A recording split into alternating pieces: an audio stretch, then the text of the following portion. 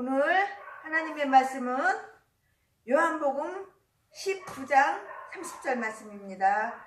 제가 읽어드리겠습니다. 요한복음 19장 30절 말씀입니다. 요한복음 19장 30절. 예수께서 신 포도주를 받으신 후 가라사대 다 이루었다 하시고 머리를 숙이시고 영원히 돌아가시니라. 아멘. 오늘 이 본문 말씀 가지고 오늘 설교 제목은 내 대신 죽으신 예수님. 이 본문 말씀, 이 설교 제목 가지고 진리를 증거하겠습니다. 모든 사람들은 태어날 때부터 죄인으로 태어나요. 죄인 아닌 사람이 한 명도 없어요. 다 죄인으로 태어날 때부터 엄마 뱃속에서 나올 때부터 원래 죄인으로 태어나요. 나의 죄값으로 우리는 당연히 죽어야 하는데 예수님께서는 독생자들 예수님을 십자가에 달려 돌아가시게 하시고 대신 우리 죄를 담당하게 하셨어요.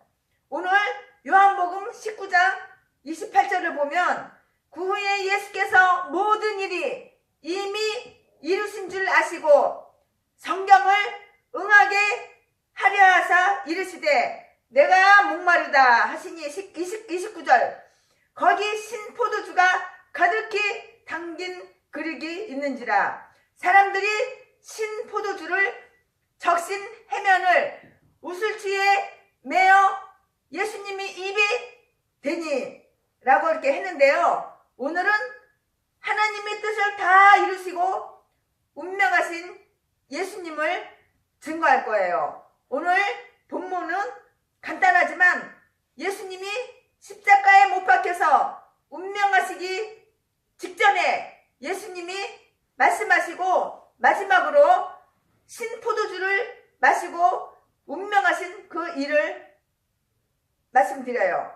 요한복음 19장 28절에 보니까는 예수께서 이미 모든 것을 이루어졌음을 모르신 게 아니고 다 이미 아셨어요. 이미 다 아시고 하나님의 뜻대로 이루어졌다.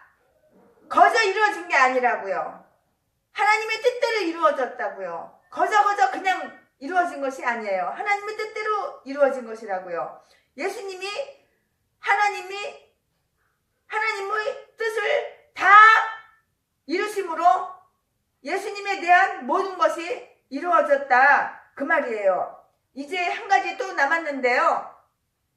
성경이 이루어지게 하시려고 말씀하시기를 내가 목마르다 하셨다. 예수님이 하나님의 뜻을 다 이루셨는데 한 가지가 남았어요. 예수님이 생각해 보니까요. 뭐가 남았냐 하면 운명하시기 전에 신포도주를 마셔야 했는데 아직 그거를 안 했다고요. 신포도주를 마셔야 한다는 게 시편 69편 21절에 거기에 말씀이 있어요. 그들이 쓸개를 나의 음식물로 주며 목마를 때에 초를 마시게 하였사오니 라고 이렇게 했는데요. 이게 예수님에 대한 예언이에요. 이것이 바로 예수님에 대한 그러한 예언이라고요. 이 말씀이 예수님을 통해서 이루어져야 하기 때문에 그 말씀을 이루시려고 예수님이 목마르다. 어디 가지 마. 여기 계셔요. 어디 가지 말라고. 이거 설교 끝나고 찬양해야 되니까. 예수님이 목마르다. 그런 거니까 거기 있는 군명들이 신포도주가 가득히 담긴 그릇에 가서 신포도주를 듬뿍 적신 그 해면을 우슬주에 대서 예수님의 입에 댔어요. 그 예수님이 그 신포도주를 조금 마시고 그 후에 이제 다 이루었다. 하나님의 뜻을 다 이루었다 라고 말씀하시고 운명하셔서 그 영혼이 하나님께로 돌아갔어요. 돌아가셨다고. 우리 사람이 한 번 태어났다가 반드시 죽어요. 저와 여러분은 반드시 죽어요.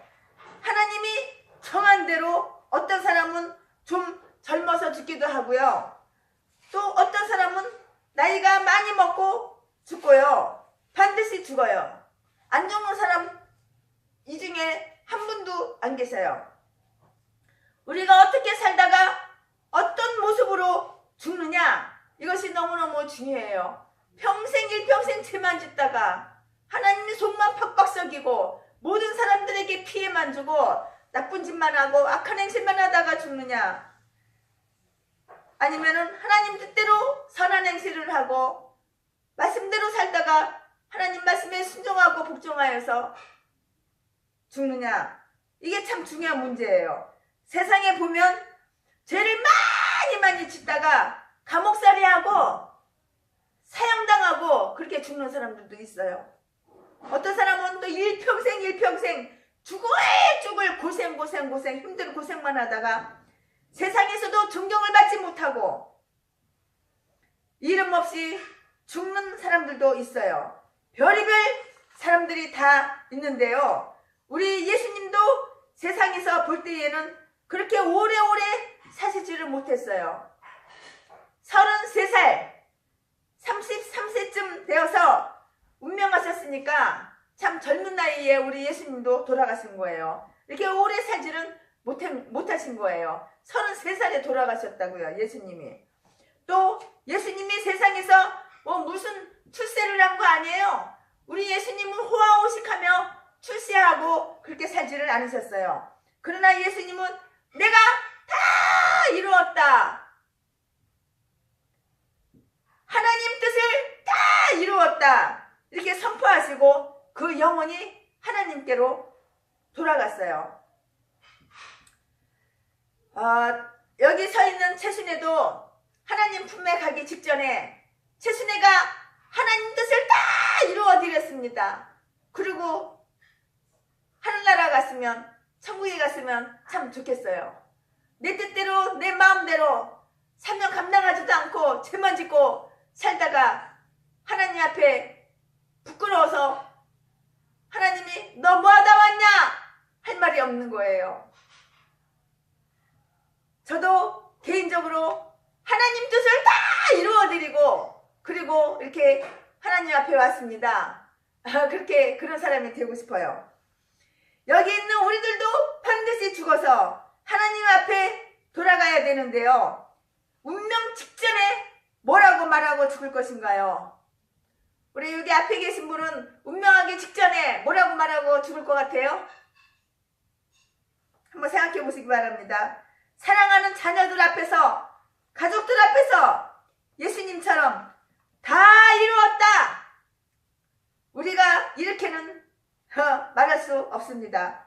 그러나 적어도 바울처럼 내가 자책할 아무것도 깨닫지 못한다, 사도 바울은 내가 자책할 아무것도 깨닫지 못한다, 그렇게 말을 했어요. 고린도전서 4장 4절에는 내가 자책할 아무것도 깨닫지 못하나 이로 말미암아 의롭다함을 얻지 못하노라, 다만 나를 심판하실 이는 주신이라고 그렇게 했어요. 사도 바울이 양심에 가책할 것이 사도 바울이 양심에 가책할 것이 없이 하나님을 잘 섬겼다, 그 뜻, 그 내용인데요. 그러나 그것으로 의롭다함을 받은 것은 아니에요. 그러한 뜻입니다. 바울을 판단할 분은 하나님이시기 때문에 오늘 우리가 젊은 분들은 죽는 문제를 별로 실감하지를 않아요. 천년 만년 살 것처럼 젊은 사람들은 그렇게 생각을 하는 분도 계시더라고요. 죽음에 대한 거를 별로 실감하지를, 느끼지를 이렇게 못하는 것 같아요. 젊은이들은 뭐 안 죽나요? 젊은이들은 안 죽냐고. 언젠가는 다 사람은 태어나서 다 죽게 되어 있어요. 돈 많이 벌었다고, 성공했다고 안 죽는 거 그거 아니에요. 출세해서 장관이 됐다고 안 죽는 거 그거 아니에요. 국회의원이 되었다고 잘한 것이 아니고요. 죽음 앞에서 우리가 얼마나 하나님 뜻을 잘 이루어드리고 최소한도 바울처럼 나는 자책할 것이 아무것도 깨닫지 못한다. 거기까지는 또 못 간다고 하더라도 내가 부족한 것이 사실 많이 있었다. 그러나 하나님 앞에 다 회개했다. 회개하고 나는 떠나가야 될 것 같다. 예수님은 인간적으로는 우리와 똑같은 몸을 입고 오셔서 우리와 똑같이 연약한 몸으로 이 세상을 살아가시면서 그래도 하나님의 뜻을 다 이루셨어요. 하나님의 뜻을 다 예수님께서 이루셨다고.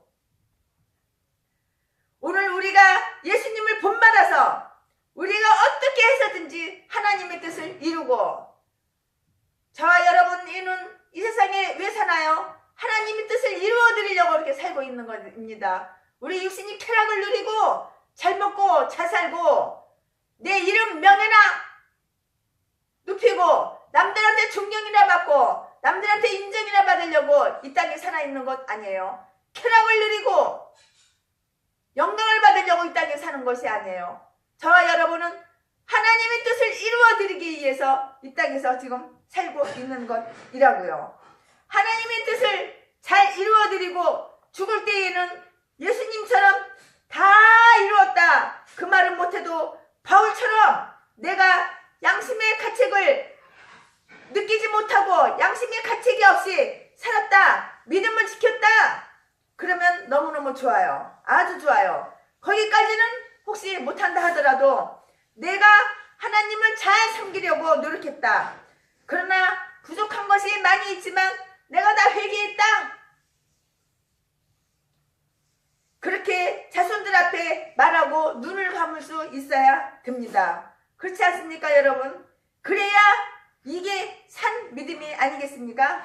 그래서 오늘 이 말씀을 증거합니다. 우리가 예수님이 하나님의 뜻을 다 이루었다는 그런 것을 배우고 본받아야 된다고요. 더구나 사역하시는 분들, 내가 살아생전에 하나님 뜻을 다 이루어드렸습니다. 이런 고백을 하고 천국에 가면은 얼마나 영광이겠습니까? 예수님은 어떻게 하나님의 뜻을 다 이루었을까요? 오늘 4가지를 증거해 드리겠습니다. 첫째는 예수님은 죄를 짓지 않으셨어요. 첫째, 예수님은 죄를 범하지 않으셨다고요.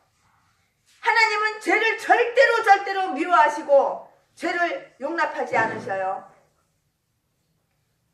예수님은 이웃에게 피해를 안 입혔다고 악한 행실을 하지 않았다고요. 그렇기 때문에 우리가 하나님의 뜻을 이루려면 죄를 범하지 말아야 돼요. 예수님은 행동으로 죄를 범하지 않을 뿐만 아니라 마음으로, 이 생각으로도 죄를 범한 적이 없어요. 예수님은 마음으로도 생각으로도 단 한 번이라도 죄를 범하신 적 그런 없다고요. 고린도후서 5장 21절에 보면 하나님이 죄를 알지도 못하신 이를 우리를 대신하여 죄로 삼으신 것은 우리로 하여금 그 안에서 하나님의 의가 되게 하려 하심이라고 했어요. 예수님은 죄를 알지도 못하신다 그랬는데요. 죄를 알지도 못한다는 것은 마음으로도 무슨 더러운 생각이나 악한 생각을 안 했다 그런 뜻이에요. 죄를 알지도 못하신다 그 뜻이라고요. 예수님은 죄를 알지를 못하신다고요. 예수님은 죄를 지으신 적이 없으시다고요. 그 증거가 뭐냐고요? 예수님은 부활했기 때문에. 아브라함도 믿음이 좋아도 부활 못했어요. 사도 바울도 부활 못했어요. 모세도 부활 못했어요. 베드로도 부활 못했어요. 그러나 예수님은 부활하셨어요. 왜 부활했냐고? 죄가 없으신 분이기 때문에 부활했다고요. 예수님이 죄를 짓지 않았다는 그 증거가 뭐냐고요? 부활했다는 거, 증거입니다. 예수님이 죄가 없는 것은 여러 곳에서 기록이 되어 있어요. 히브리서 4장 15절에는 예수님은 죄가 없으시다 고 이렇게 말씀이 기록되어 있고요.